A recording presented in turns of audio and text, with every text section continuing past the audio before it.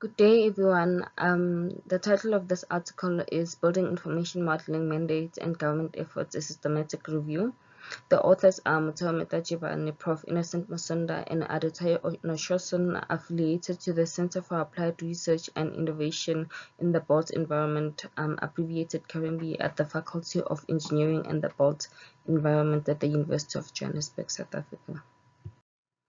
The background and the aim of the study. Governments have increasingly recognized the potential of BEAM in recent years and have implemented related legislation in the worldwide construction industry. Moreover, government efforts are a vehicle for construction stakeholders to take BEAM adoption efforts seriously through policies. Furthermore, while the government remains one of the largest clients for projects, it is also expected that they'll also lead the way for other investors to follow.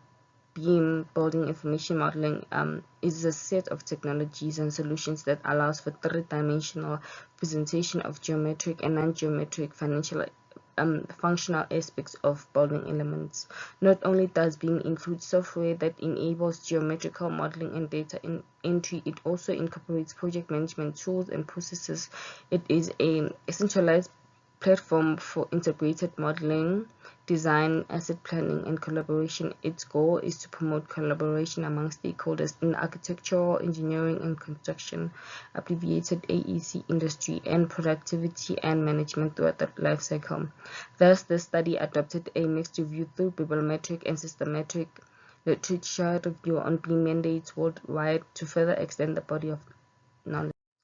For the research methodology, a search string was used using words like building information modeling, mandate, policy, and government through the Web of Science database. From there, initial search laid out 531 articles. From there, the articles were refined to years of publication, which is between 2011 and 2022, which led to 440 articles. From there, the articles were further publications were further refined to articles and review articles, which led to 125 articles.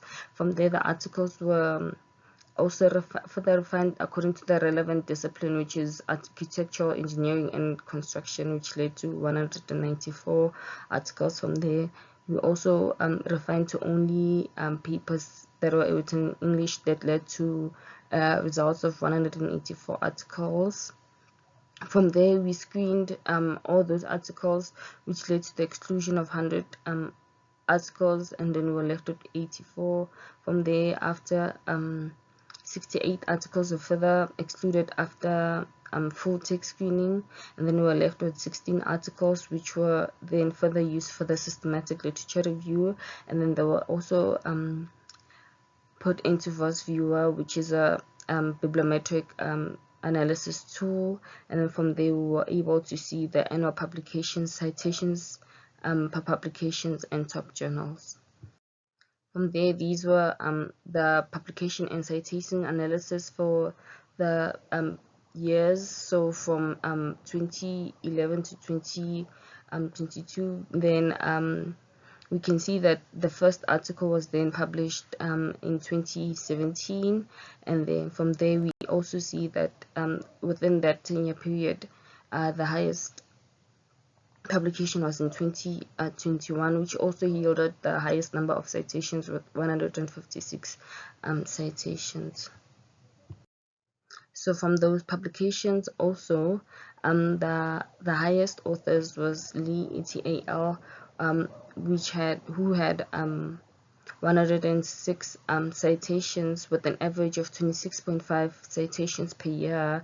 This was followed by L1 et al with 94 citations with an average of 18.8 citations per year within that top 10 authors. In terms of citations per journal, the highest citations came from the Journal of Cleaner Production, and then in terms of publications, the Journal of Civil Engineering and Management, the Journal of Construction Engineering and Management, and Sustainability had the highest publications. However, the Journal of Cleaner Production yielded the highest number of citations with 94. In terms of the key findings, from the 16 publications, we found that 23 countries worldwide have either been mandates or policies in place to implement in future. So the world map below shows where we found the countries to have those policies or mandates, and we found that actually within the continent of Africa, nothing was actually said about beam and beam mandate, and that was one of the gaps that we found within our study. The discussion and conclusions. So from the systematic literature review, we found that Denmark and Finland were one of the first countries to have beam mandates in 2007. Furthermore, we found that the only African country cited was Nigeria as a case study. However, this didn't constitute to the country having a beam mandate. So this is in terms of research and not beam mandate. So as a result, it is encouraged that governments should stimulate beam innovation, especially in the African architectural, engineering, and construction industry, as seen in industrial countries. Furthermore, the African AEC sector and government must accept and adopt technology such as beam to address the infrastructural gaps and prepare for the continent's population growth. The AEC industry will be in greater demand more than ever in terms of offering infrastructural facilities.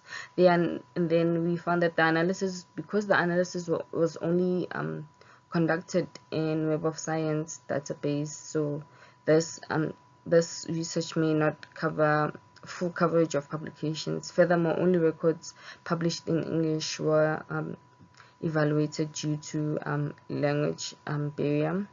Other documents may have been published in other languages, so this then restricts the fruitfulness of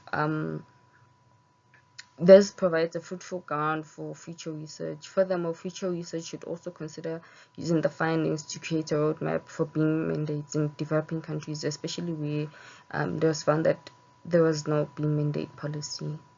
Thank you very much. Any questions?